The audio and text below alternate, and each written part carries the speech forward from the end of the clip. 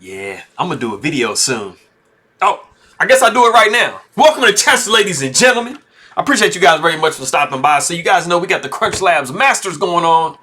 This is a loser's bracket. Wesley So was playing duty yesterday and he got knocked down, but he is not out for the count. He's trying to work his way back up. All of my people coming from the Philippines, I would say maraming salamat. Everybody else from around the world, I appreciate you guys very much for stopping by. But if you guys are ready to go, let's take a look, see what we got for this game, son. All right, so we got a D4, knight to F6. I like this because this is like my favorite way to play. Spoiler alert. We got the move C4, E6. Knight comes to F3 first. No knight C3 stuff. We do see D5, so we do have the Queen's Gambit decline. And then we have G3, the Catalan opening. And this is kind of like a bread and butter of Wesley So. He's definitely a Catalan type player, so we'll see what's cracking. We got Bishop coming up to B4 with check. But we're not worried about all of that, man. We just block it with Bishop to D2. You're not worried about playing knight to C3 and the pawn takes because you do have this D4, D5 pawn lock. You will be able to get rid of one of those pawns, so you're good to go. So you have many options. But we do see Bishop D2. We got the move A5. Queen goes to C2. All very natural moves up to this point. Castles by black. Bishop to G2. Bishop goes back to E7, which might look kind of strange to you. But usually when the bishop does defend, it is beneficial to go back to E7 and not trade. This really just kind of helps white with their development. And you don't want to help your opponent ever, right? Exactly. Good job. We do see castles by white. We got the C6. So we kind of have like a Slav, like an anti-bishop type strategy. Just trying to put as huge of a wedge as possible in the center of the board. So that way this bishop is not a superhero. We do see rook going to D1. We got knight B to D7. We got bishop to F4. We do see B6 because this bishop is dreaming of some kind of a life. The bishop is like, what about me, bro? Like, when am I going to be able to try to participate? Exactly. We got you covered, bro. And we still are playing heavy theory. We got quite a while to go before we get out of theory, as amazing as it is, because this is kind of a crazy opening right here. We got knight up to E5. We got knight taking, and then you kind of have a critical decision that you make here. Do you take with the bishop or do you take with the pawn? It is absolutely, suggested to take with the pawn here, even though it does double your pawns. Knight to D7 was going to come, so if you did take with the bishop, you would just be getting hit with this knight, and you have to move the bishop somewhere anyway. So it definitely is, like, from a flow perspective, a little bit better to just kind of go this way. We got pawn taking, and then we do see E4. And this is always the wanted move, whether you go E3 first and then E4 or just a straight up E4. In these Queen's Gambit decline situations, you definitely do want to push E4 at some point. So that's why you see white kind of making certain moves that they make. We got the move D4, and it might kind of seems like it gives away a pawn, but it puts white in a very specific position. Rook does take D4, and then you do have the move G5. And like I said, I mean, this is all theory. This has been seen many times before. And you do kind of have to be careful where you put this bishop. Naturally, you want to kind of put it on E3, but the problem is after bishop to E3, you would be seeing a bishop to C5, and this would be hitting this rook, questioning its existence. You also have some bishops possibly coming in this type of an area here. So, you know, you really aren't super set up. So that is why we see Wesley So just retreat all the way back to bishop to C1 and just saying, hey, man, I'll develop my bishop again at some later point in the game. We do see queen to E8.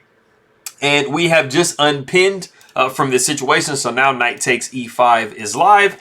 It might be tempting to say, hey, man, like, I'm just going to protect like this because this takes, this takes. Okay, you're thinking about the wrong thing because, like I just said, bishop to C5 now is pinning your rook to your king. I've done it before, so I feel your pain if that is what you decided to do. Anyways, like I said, queen E8, and then we do see queen to C6. But like I said, we're still in theory at this point. I mean, these things have been seen before. And this is a very special threat. We do have queen hitting this rook that is undefended. So even if the bishop isn't hitting over here on this diagonal, you see the queen hitting this diagonal. So you see that playing Queen's Gambit decline situations from the black side can be pretty not iffy. I mean, they're very strong, but you definitely do have to be paying attention to this queen side that you have going on. We got rook sliding over to b8. We got knight up to c3. We got knight takes e5. And then we finally see the novelty of the game, which is an actually really, really good move. Queen to c7. And, you know, you're kind of thinking if you're black here, bro. Hold on a second, dog. Queen takes, rook, queen takes, knight. Did I just hang a piece? Well, you actually did not hang a piece, but the important thing that you have to be paying attention to if you are white is that you do not get your queen trapped. Like the title says, Wesley So was like, bro, hold my cat. I'm about to try to get out of this mess right here. We do see knight going back to c6, pretty much the only move. And like I said, bro, you are kind of a little bit trapped if you are Wesley So. You see all the available squares that the queen can go to. They are pretty much all covered. You got to be kind of careful, son. So there is an only move in this position. And I would like for you guys to pause the video and see if you can find that only move that Wesley So does find. Go ahead and do so right now.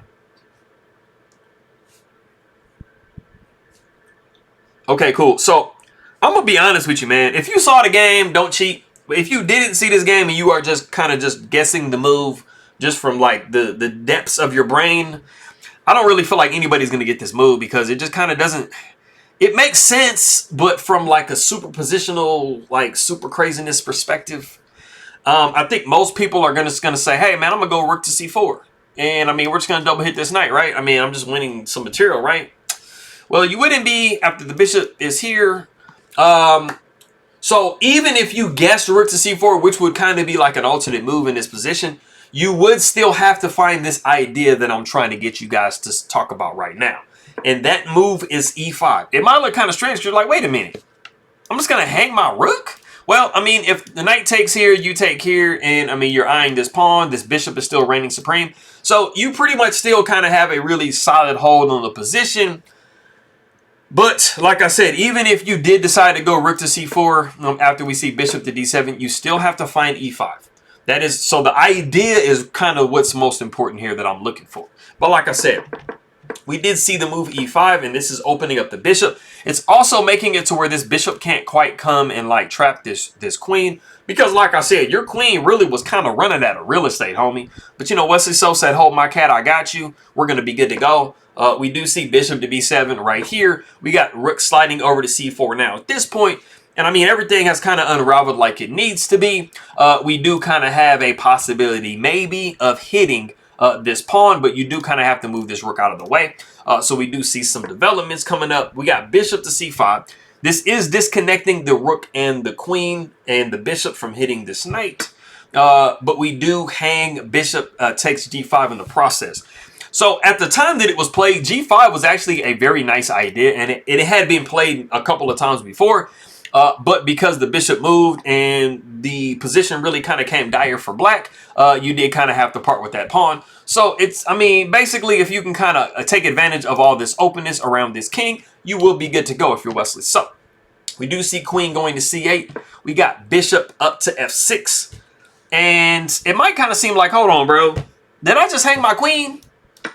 Yes, I got a queen, right? Absolutely not, because you just checkmated yourself. No. Yes, don't do that, bro. Don't try to just get a queen. Usually if your opponent is hanging a piece, usually they're not hanging a piece. So you got to double check and make sure that you're not hanging nothing special like this. Anyway, so like I said, we do see after bishop to f6, we do see Caruana make sure he takes care of that, and he just blocks the rook with knight going to d4.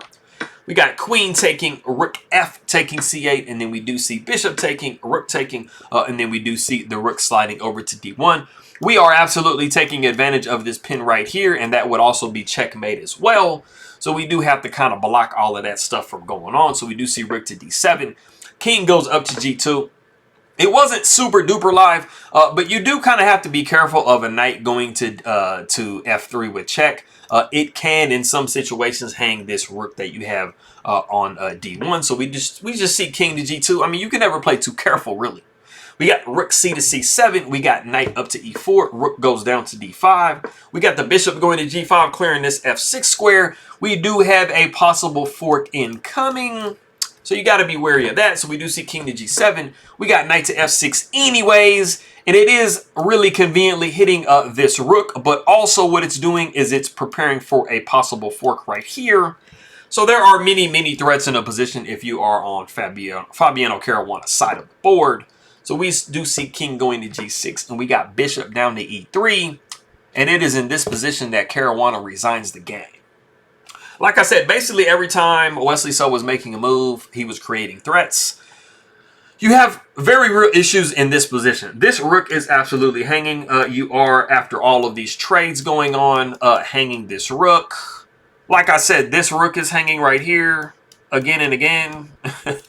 This is just really kind of like a miserable position for you to have to be in. If you can ever push like a3, b4, I mean, you're just going to be knocking this bishop out of the way. And you're going to be claiming this rook for free. So there are just too many pins, too many threats in the position if you are on the black side. And actually, no, he doesn't. I want to say, I watched the broadcast. I'm pretty sure that his time ran, but he only had like 2 or 3 seconds left anyway at that point. So, yes, that's true. Yeah, his time runs in this position. He only has like 4 or 5 seconds left. So he's just like, I'm going to let my time run. But even if not, I mean, this is a completely resignable position. So I do not blame Fabi at all. So I appreciate everybody very much for stopping by. Maraming salamat na king makaibigan. Post na nanonood inga king ma video. Mabuting pagbati ingat lagi to everybody out there. Sige. I already said ingat. I got a friend of mine. You guys might know him. He says sige ingat usually when he like says bye. So I started kind of copying, you know, what he says. You know who you are, bro. But anyways, man, I appreciate everybody very much for stopping by, and I'm going to see everybody next time.